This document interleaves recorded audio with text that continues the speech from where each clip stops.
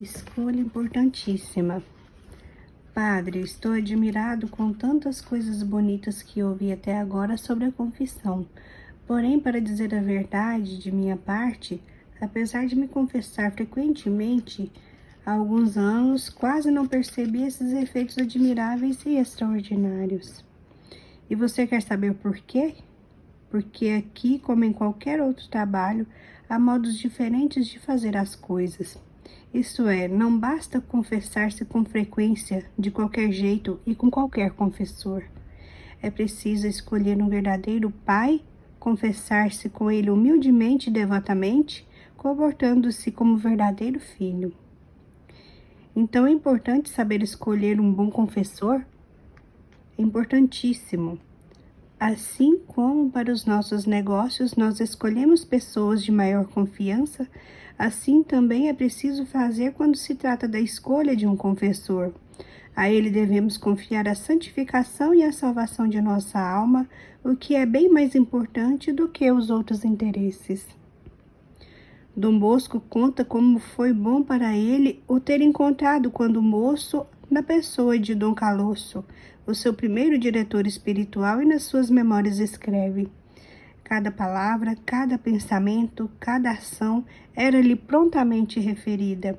Desse modo, ele podia guiar-me com fundamento no caminho do temporal e do espiritual. E eu conheci então o que significa um verdadeiro guia estável, um fiel amigo da alma. Padre, os que vão à procura de um confessor indulgente procedem mal? Muito mal. Agem ainda pior do que os doentes que procuram um médico caridoso, ou melhor, cruel, que os engane.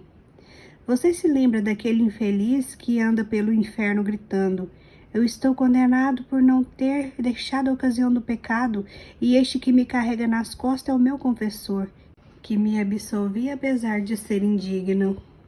Lembro-me muito bem. O senhor não quererá dizer com isto que não se possa trocar de confessor? Apesar de ser coisa excelente e muito aconselhável ter-se um confessor fixo, digo-lhe todavia: primeiro, que não importa se trocarmos cada vez que as circunstâncias o exigem. Segundo, que convém trocá-lo de vez em quando por ocasião dos exercícios, missões e outras festas como estas.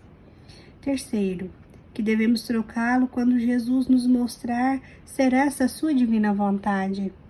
Quarto, antes trocá-lo 100 vezes do que cometer um sacrilégio, ou por medo, ou por vergonha, ou por qualquer outro motivo.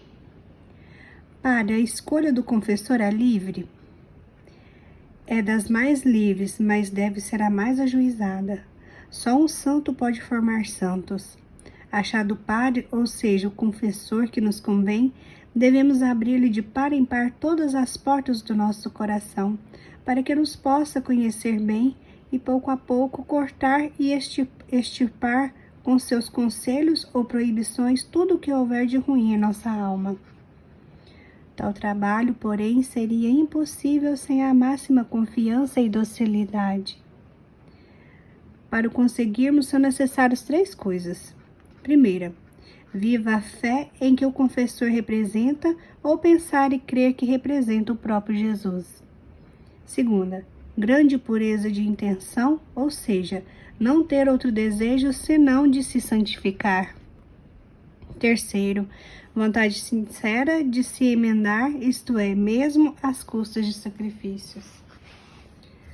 Padre, tenha bondade de me explicar essas coisas, uma de cada vez. Antes de tudo, quem é o confessor? O confessor é o homem externo e visível sob o qual Jesus se oculta. É o instrumento divino pelo qual Deus quer dar-nos o seu perdão, fazer-nos ouvir os seus conselhos e conhecer as suas proibições. É como uma parte de ouro pela qual nós vemos a Jesus e ele vem a nós. Então, padre, não é só a pessoa do confessor que devemos reparar?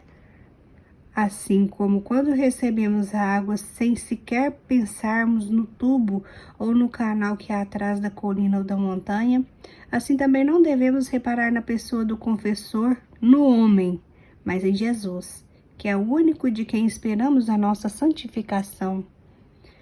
Um dia perguntou-se a alguém: que diferença há entre Jesus e o teu confessor? Nenhuma, respondeu sem hesitação. E disse bem, porque o mesmo Jesus, que para que possamos comer na comunhão, se veste com as espécies sacramentais da hóstia, toma a forma do nosso confessor para se tornar nosso médico. Isso quer dizer, padre, que assim como não reparamos na espécie do pão quando recebemos a comunhão, mas pensamos unicamente em Jesus, devemos pensar só em Jesus oculto no sacerdote quando nos confessamos? Isso mesmo. E agora, por favor, o que quer dizer pureza de intenção? Quer dizer que quando nos vamos confessar, não devemos pensar senão no bem de nossa própria alma. Devemos, pois, suprimir toda e qualquer ideia de vaidade, de interesse material, todo e qualquer medo do que o confessor possa pensar ou julgar de nós. O confessor, que representa Jesus Cristo, nunca deixará de nos estimar, nunca ficará mal-humorado, seja qual for a confidência que lhe fizer.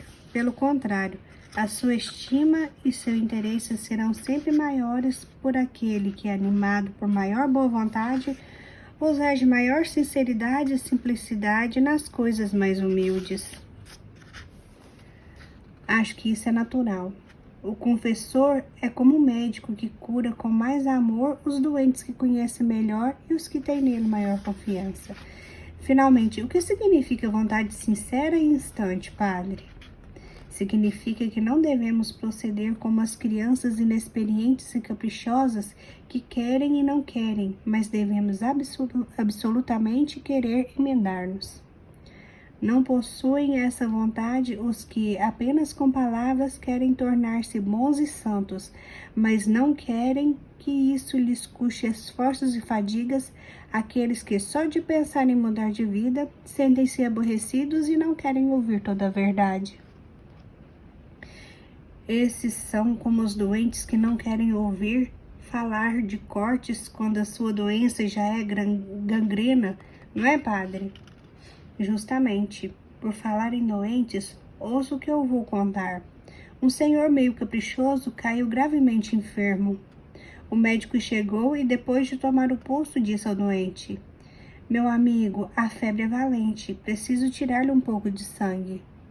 Tirar sangue? Eu queria mais é injetá-lo nas veias e o senhor fala em tirá-lo? Então tome um purgante. Um purgante? Isso nunca. Eu não quero estragar o meu estômago. Nesse caso, faça uma dieta rigorosa.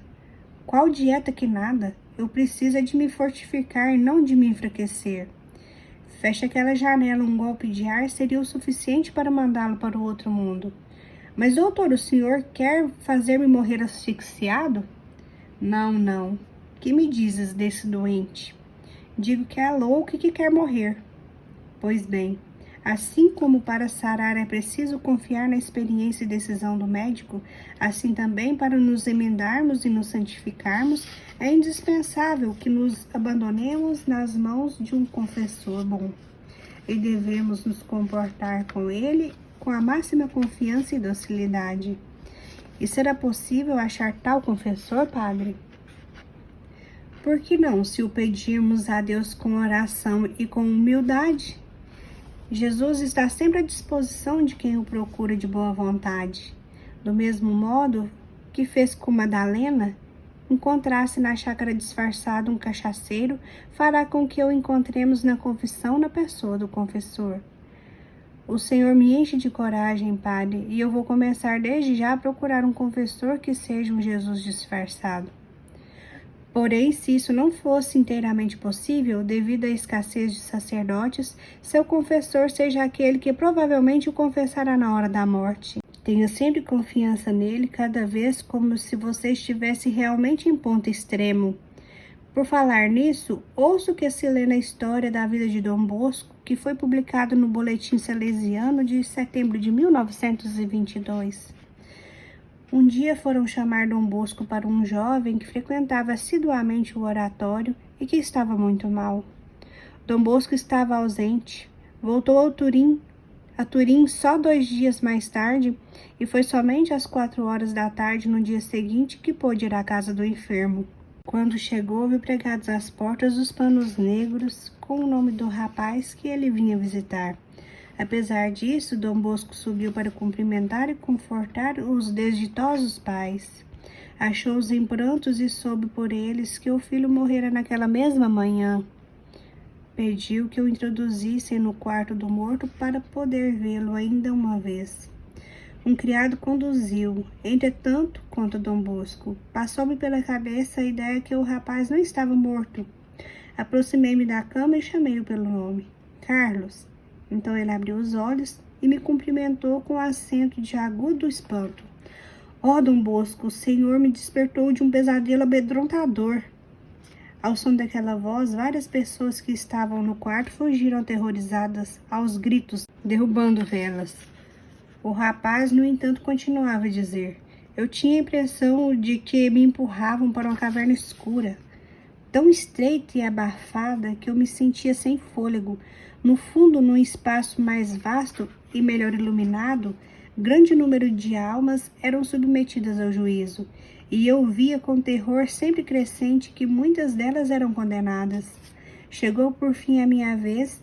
Eu já estava para ter a minha horrível sorte por ter feito mal à minha última confissão, justamente no momento que o senhor me acordou.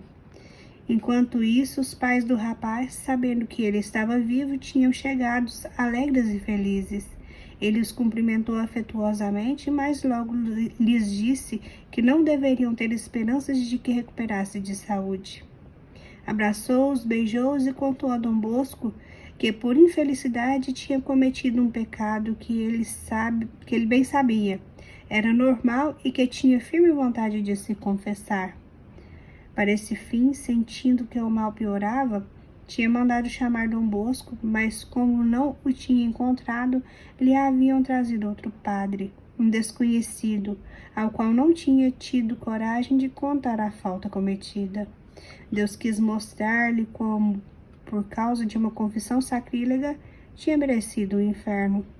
Confessou-se, portanto, com sincero arrependimento e vivo pesar, e recebida a absolvição, fechou os olhos e expirou serenamente. Como você pode ver, a confiança é indispensável para uma boa confissão. Mas qual será a pessoa que quer ir para o inferno por causa de um pouco de medo, de um pouco de vergonha, que por fim se transforma numa consolação muito grande? Esse aqui é mais um trecho do livro Confessai-vos Bem. É muito sério o que relata nesse livro, gente. No Alexandria Católica tem ele em PDF, caso alguém tenha paciência de ler, né, em celular, no computador. Vale muito a pena. Espero que vocês tenham gostado. Peço desculpas pela questão da leitura, ruídos de fundo. Aqui tá chovendo hoje, graças a Deus, mas acaba aparecendo, né, um ruído no áudio. E espero que vocês tenham gostado do conteúdo, levem em consideração a profundidade do conteúdo e que tenham aquela disposição, aquela força, aquele propósito de mudar de vida, de converter, para lutar para ir para o céu. Salve Maria, fiquem com Deus e até o próximo vídeo.